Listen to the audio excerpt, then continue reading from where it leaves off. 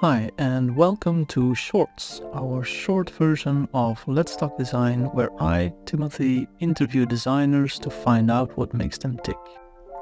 In this second episode, I ask 6 questions to Xavier Segers, a Belgian designer illustrator living in London.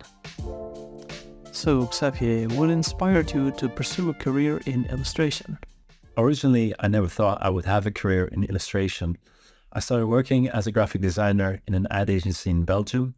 And like many designers will know that work in advertising is that you need to be a jack of all trades. You need to be very versatile. You need to be able to do many different styles and techniques, depending on the project you're working on. And sometimes I would get this odd request to do an illustration here or there. And at the time, I was working for Famous, now called Famous Grey. And they just changed offices and they moved into this ex-monastery. And there was a long corridor with big windows. And I got tasked to make stained glass illustrations because they wanted stained glass windows in that hallway. It ended up being just foil because stained glass windows are very expensive. And when that project was finished, I just placed it online.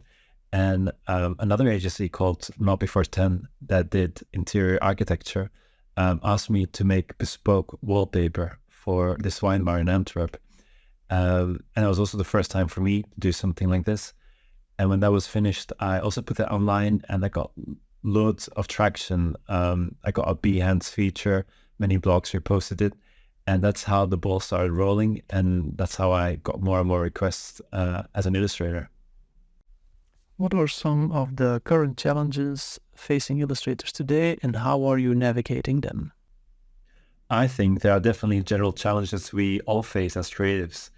Questions like, am I able to make a living with what I do? And am I happy turning my passion into a full-time job?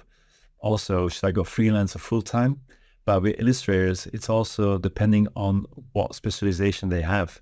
The process of doing children's book illustrations or being an editorial illustrator for a newspaper with tight weekly deadlines is a whole different experience and has its own specific challenges. So depending in what direction you're going to, the big question usually is, where is my next job coming from? Where am I getting my assignments from?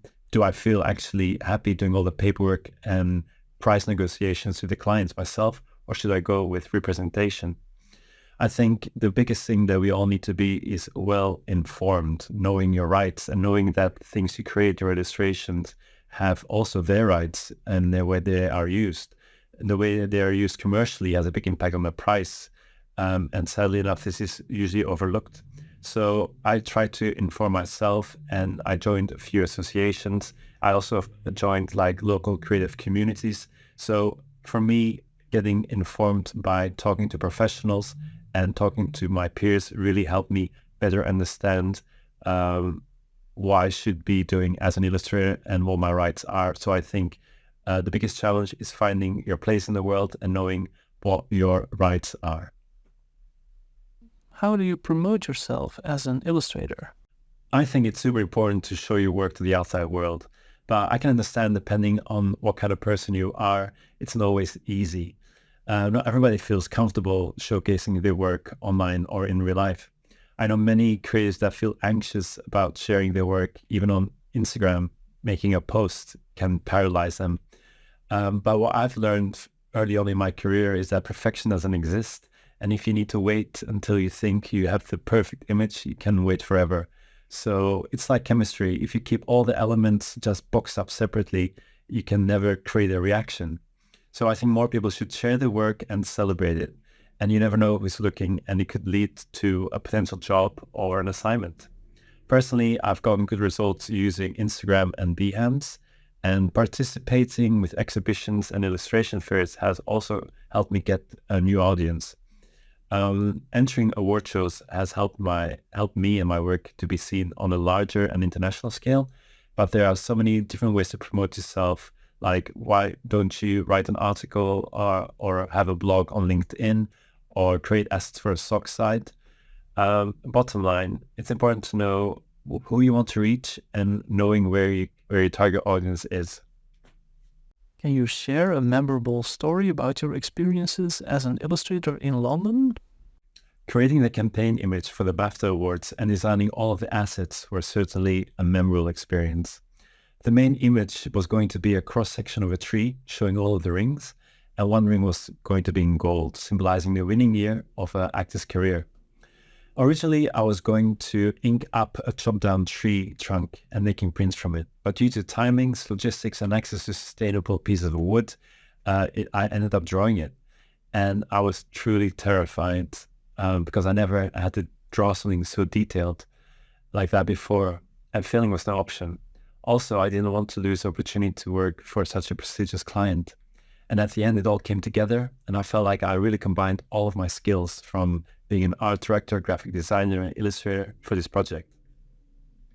It was great designing all of the assets like the invitations, envelopes, catalogs, and seeing it all being used during the ceremony and the PR. It ended up being recognized by the World Illustration Awards, and the illustration even ended up on somebody's arm as a tattoo. How do you maintain originality in your work while also catering to client requests? My way of working is usually very split.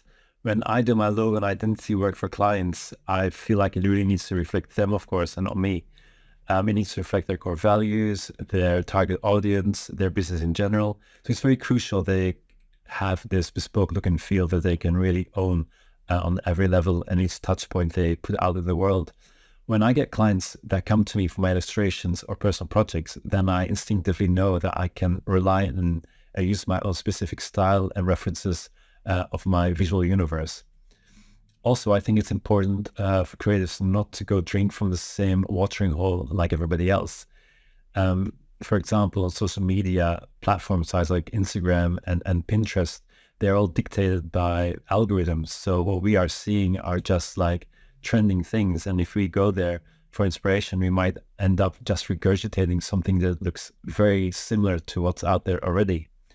And also lots of clients these days are very proactive. They will come with loads of images and mood boards, but I think it's up to us to really cut through the noise and filter what is relevant and what could make a unique result for the client. How do you think AI will influence illustration? I think AI will definitely have a major impact and influence on illustration in the future. Many people are focusing on the very negative aspects of it, but I think as creators, we should always embrace emerging technologies and really familiarize with it. We already are seeing lots of mass integration of AI tools in our software. I definitely think to avoid certain negative outcomes, there should be an international legal framework about the usage of AI and the use of the content that people create with it. It's definitely opening up a big conversation about ownership and copyright and originality.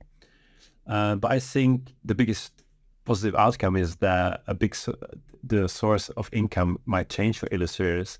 Instead of licensing made illustrations, we can be licensing specific styles of illustrators. And that when, for example, if an art director wanted to work with an illustrator, but the illustrator is fully booked, he can maybe license the style of this illustrator. So every time this art director creates content or illustrations based on the style of this illustrator, the illustrator will get paid. So I do think it might have a very positive outcome on the diversification of the income of illustrators.